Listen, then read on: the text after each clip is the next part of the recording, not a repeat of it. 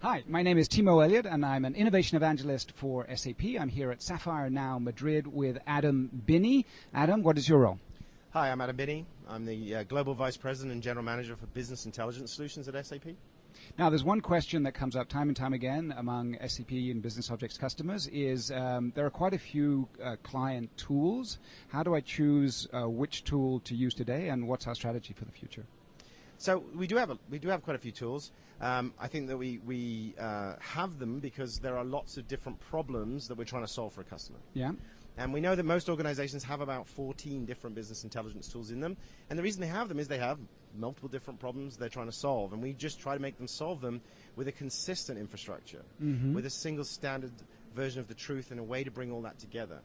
So we've always had that diversity of tooling to support those different use cases.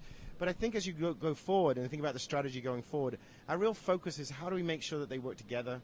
How do we still support that breadth of use case, but making them work together? Now today, we have report writers for the two big reporting use cases. Okay. Today we have two dashboarding technologies, but we have already clearly stated they're going to come together. So we're going to try and make sure that that's simple, so when you're doing app building, you have one infrastructure. And then in our discovery portfolio, we have a number of pieces, but they're really focused on the different personas that we're trying to support. We know there are business users and we know there are analysts. So what you'll see is they're all very connected together. So in the portfolio today, I know when people come in and they look at it, it's a lot to talk about. But the really important thing is, as you look across an entire enterprise, and you really think about what a business intelligence competency center should be servicing, having that range of tools is absolutely essential to success. The alternative, have multiple tools from multiple vendors, and they almost certainly won't connect together. Okay, so to summarize, today there are, so the long-term strategy is to reduce the number of front-end clients? I think that it's not so much about reducing the number of front-end clients. The most important thing is that they work together and that we solve the breadth of capability. So providing a seamless experience. I guess a good example is the new mobile, Business Objects Mobile, which is going to come out very shortly, where you can consume information from crystal reports, business objects, dashboards, and Design Studio all in one mobile front interface. So yes, you can get dashboards, and of course those dashboards could be authored by the SAP Dashboards product or the Design Studio product, because they both produce dashboards. You can get reports from either the report writers in there, and we also have an Explorer product on mobile, and that's going to be rolling into that same experience as well. And the idea is to be able to give people a single place where they can get all of their intelligence, all of their useful information in a consistent experience.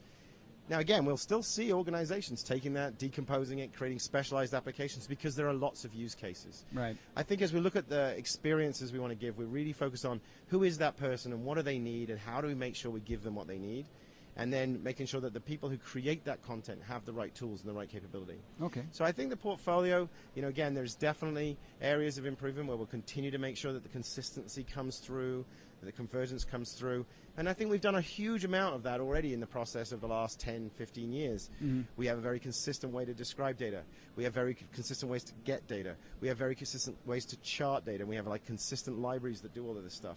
And again, as we get closer and closer to those use cases, but making sure that in the process of making it simple, we don't give up the capability and the capacity to solve the range of problems that all of our customers have. So it has to be very pragmatic as we move forward.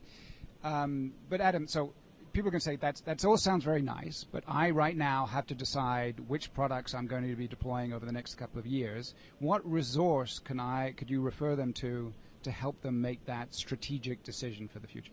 So definitely, an SCN on a community network, there is a ton of material here to help people understand which tools work best for which types of audiences, for which kinds of use cases.